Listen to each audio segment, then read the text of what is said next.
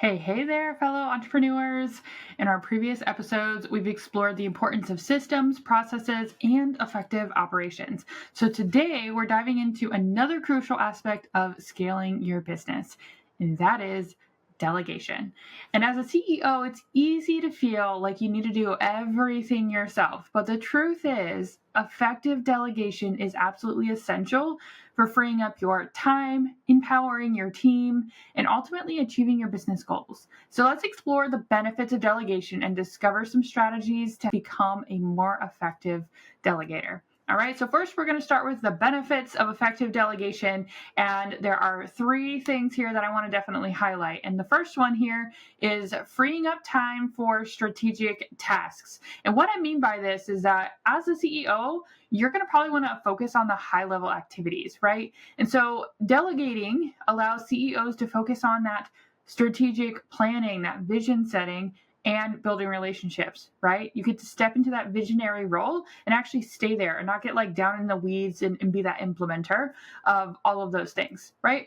And then by then, you also then have increased productivity because you're offloading tasks. And so you as a CEO can be more productive and effective in your role. Okay. And so that is huge, right? We want to be able to free up your time for those strategic tasks. That's the first benefit of effective delegation. And the second benefit of effective delegation is actually empowering those team members. Those team members are huge to the success of your business. And so you're able to like boost morale here by delegating tasks. This shows trust in your team, and this can boost the actual morale and the motivation. When they see you doing the things, this empowers them to make sure that they are stepping up to the plate and doing their part, right?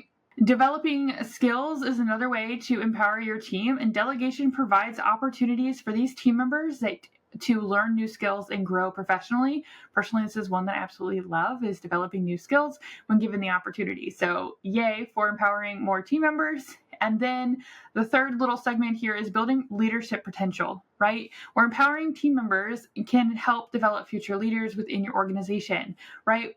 We always want to not just sound corporate, but like promote from within, right? We want those team members that do well on your team to be able to have even more responsibility, be able to move up and have more, higher level roles in the business. And so being able to really build up that leadership potential is huge. And the third benefit of effective delegation is fostering a culture of trust and accountability. And so what this does is it builds stronger relationships. And so effective delegation builds that trust and collaboration among your team members. And it also has increased accountability. So like delegating these tasks can foster a sense of ownership and accountability among team members, right? They take that responsibility and they hold themselves accountable to actually getting the work done, right? And so those are the three benefits that I'm going over today on effective delegation. And so number one was freeing up time for strategic tasks. Number two is empowering team members. And number three was fostering a culture of trust and accountability. And so some common delegation challenges that you might encounter. And so I want to make sure that I also acknowledge those. And these can be very challenging for you CEOs. And so here are just some common obstacles that I'm going to kind of bring to your attention, especially if you're dealing with any of these right now. So the first one here is like fear of losing control. Okay. Some CEOs like yourself maybe hesitant to delegate tasks due to a fear of losing control or the authority. Okay. Not the case. Like you will not lose control and authority, but you might be feeling like you might lose control. The second common obstacle here is micromanagement tendencies. And so it's common for CEOs, maybe like yourself, to want to micromanage team members, which actually hinders delegation efforts. Who's constantly going, what's the status on this? What's this? What's that? Like you're constantly like almost nagging and constantly asking questions of your team members. We don't want to do that. But if you're caught in that trap, it's okay. It's a common obstacle that you might be experiencing. Okay. So the third common obstacle or challenge of delegating is difficulty trusting others. So some CEOs, maybe like yourself, may struggle to trust their team members to complete tasks effectively, right? No one is you, but as a CEO, but you also need to be able to trust others in order to scale and grow your business. And so we need to be able to trust those team members that you bring onto your team to do the things that they're supposed to be doing effectively. Okay. And then this fourth common obstacle of delegation is lack of clear expectations. And so without clear guidelines and expectations, delegation actually becomes very ineffective and it can lead to a lot of misunderstandings. And so we want to make sure that we are very clear with the expectations when we are delegating tasks and projects, things like that. And so overcoming these challenges is essential for successful delegation. And we're going to explore strategies to actually address these issues next, because we want to be able to make sure that you are using your team members and they all feel good and all the things as a CEO. We're going to jump into some effective delegation strategies. And so we have 5 of them today. And the first one is going to be identifying suitable tasks. All right. So we're going to address your team's skills, but also their capacity, right? Determine which tasks can be effectively delegated based on that team member's abilities. Right? We want to make sure we're not giving tasks that they don't know how to do to team members unless that is the actual intent, right? But most of us as CEOs, we're going to want to already hire someone that has those skills. Maybe they just need to improve them, but they're like that go-getter, right? But we want to make sure we're giving tasks that actually make sense for their abilities, okay? The next one here is prioritizing those tasks as well. So focus on delegating tasks that are time-consuming, repetitive, or require less strategic thinking. These are like the ones that are a little bit more on the bottom, basically. We want to prioritize those tasks to be delegating because they don't require you as a CEO to be present in order for them to happen, right? And so that is the first delegation strategy, is identifying suitable tasks that you can actually give to your team members based off of their skill and their capacity, okay? The second effective delegation strategy that we're going to be talking about today is to provide clear instructions and expectations. And so that means communicating goals and objectives. It means setting deadlines and expectations, and that means to actually provide the necessary resources. And so when we talk about communicating goals and objectives, that means we're clearly articulating the desired outcomes of that specific delegated task, okay? And the third one here is providing necessary resources. That means ensuring your team members have the tools and support that they need to succeed, right? Or even the open availability to come to you when they need support, right? Make sure that we are creating an environment that allows that team member to come to you for support if necessary, or whoever they're reporting to, right? And this third effective delegation strategy that we're going to talk about today is empowering and trusting your team, okay? And that can mean delegating with confidence. That can mean providing support and guidance, kind of like what we already talked about. And it could also mean recognizing and rewarding those accomplishments, right? Giving a little extra, right? So when I say delegating with confidence, I'm saying show your team that you trust them to complete the task effectively, right? So you're like, yes, I know you got this. Get it done. Good, let me know if you need any support, right? And that comes up to this next one, providing support and guidance. That means offering that guidance and assistance when it's needed, but we're going to avoid the micromanagement part, right? We're going to trust that they're going to come to you when they need that support and give you enough time to support them if that comes down to that, right? When I talk about recognizing and rewarding accomplishments, that means actually celebrating your team's successes. And this also fosters a positive work environment, right? As team relationship building. And so that is how we are going to empower and trust your team. This fourth effective delegation strategy that we're going to talk about today is setting clear deadlines and expectations. And this one can actually be really difficult. And me personally, I struggle with this one. And so if you struggle with this one, absolutely totally fine. Here are some little guidelines that can help you be able to set clear deadlines and expectations. And this one is establishing clear timelines, right? Using project management tools and being flexible and adaptable. Okay, so establishing clear timelines. When I'm talking about this, I mean communicating deadlines and expectations right up front. Right from the get-go. We're not gonna, spring up any surprises, except for if we're talking about projects, surprises come up. So being on top of it as much as humanly possible, right? When we're talking about using project management tools, of course, I recommend ClickUp, but we're going to implement tools to track progress and ensure accountability, right? Having a project management tool also helps you not micromanage because you can see the process and where they are as they're working through different things, and that's really cool. And then when I say be flexible and adaptable, it means be prepared to adjust timelines and deadlines and expectations as needed. And that's right, I said, with projects especially, things happen and we have to adjust. And so really being adaptable and flexible is huge. All right, and this fifth effective delegation strategy I'm going to be talking about today is providing feedback and coaching. here's some examples, is offering constructive feedback, offering coaching and support, and recognizing and rewarding accomplishments, right? And so when we're talking about offering constructive feedback, we're talking to provide regular, and this is important, regular feedback on performance and areas for improvement, right? Not just when something didn't quite go as it had planned, right? It's regular. Right? That is huge. When I'm talking about offering coaching and support, that means helping the team members develop their skills and overcome challenges. And that can be as simple as saying, how can I support you? Or what didn't quite feel right in this process? And then being able to offer that coaching and support and maybe even modify something that makes sense moving forward, right? And then recognizing and rewarding accomplishments. And this is celebrating the success, which also motivates and encourages the team.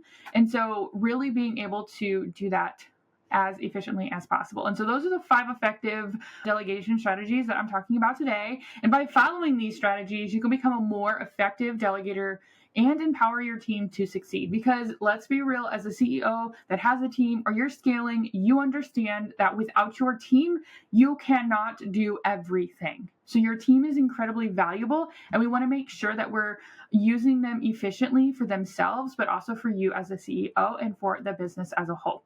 And so if you are struggling with any of the common obstacles, we can totally talk about that. And if you are struggling with figuring out how to really trust your team, we can absolutely talk about that, or project management, any of these things, right?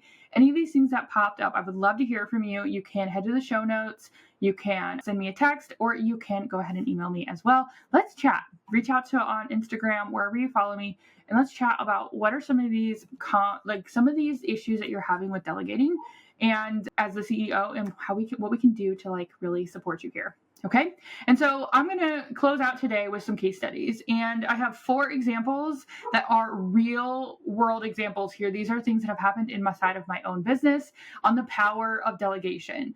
And so the first one that I'm giving a great case study for is scaling a coaching business. So that's what we're talking about here. And when one of my clients, who is a busy coach, was struggling to keep up with a growing client base, right? They were scaling, right? And by delegating administrative tasks like scheduling and email management, they were able to focus on providing high quality coaching sessions and scaling their business. So that was the first power of delegation. Was the scaling coaching business was able to delegate certain things to then be able to free up their time to scale, right? The second example here of a real life case study is improving team morale. And so one of the companies I support with a micromanagement culture was experiencing low morale and high turnover. And by delegating more responsibility and empowering their team, they were able to improve employee satisfaction and retention. And that is going to be huge. Micromanagement is never a good thing. So we need to be able to mitigate that really, really quickly. Otherwise, the team is not going to feel well supported and really want to be there. And we don't want that, right?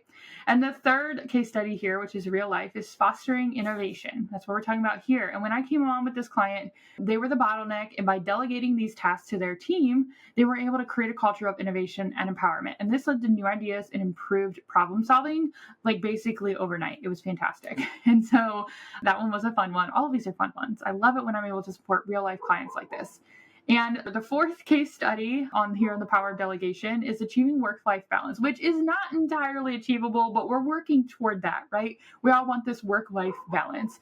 And so all of my clients are busy CEOs, and they most desire harmony. I like the word harmony anyway, with their work and personal life. And so by delegating tasks and building a strong team, they're able to achieve a healthier work-life balance or work-life harmony, whatever you want to say here. And so this is like a all roundabout as a CEO. In order to really be able to have this work-life harmony, you're going to have to be able to delegate effectively. Okay.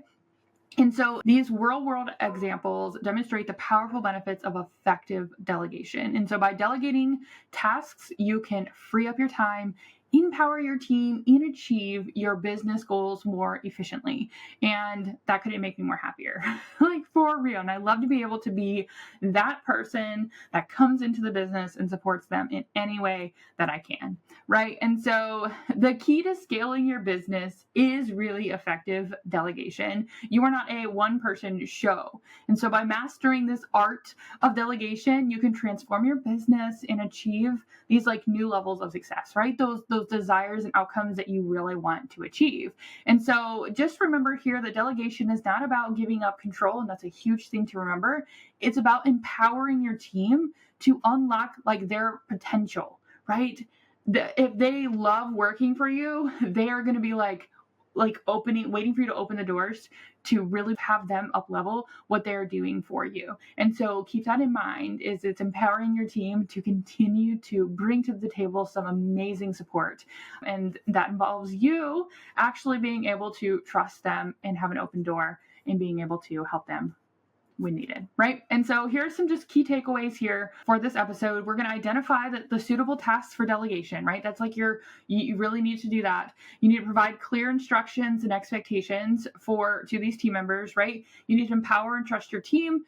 We're going to also ensure that we set clear deadlines and expectations, and we're going to provide feedback and coaching, right? These are the 5 key takeaways from this episode. And so if you're ready to actually take action on this is what you need to do. You're going to start by identifying tasks that can be delegated within your business, right? Whether that is like repeatable tasks, smaller tasks, whatever. If you do not need to do it yourself in order for it to get done efficiently, then that is something that you can talk about delegating, right? We're not delegating everything up front, but if you want to delegate quick, this is the way to do it. It's identifying the tasks that can be delegated within your business that are repetitive, okay?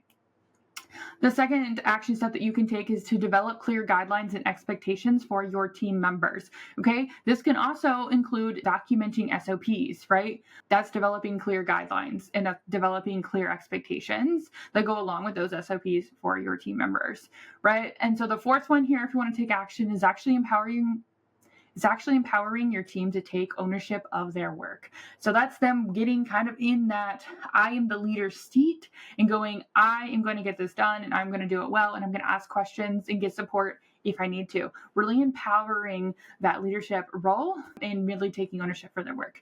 And the fourth one here is going to be providing ongoing support and feedback to ensure success, right? To ensure that desired outcome. And so that's providing that, but it's asking if they need support, but it's also providing that support and feedback if that becomes necessary, right? And so by effectively delegating, you can free up your time, you can empower your team, and you can scale your business as high as you want, right? Sky's the limit. And so this is why delegating effectively as a CEO is so important. So that way you can step into that visionary role as you desire, and we can really still support your business and scaling without burning out anyone, you or the team. Okay. And so don't forget to subscribe to this podcast for more actionable tips and insights. And I will see you next week on the next episode. Bye for now.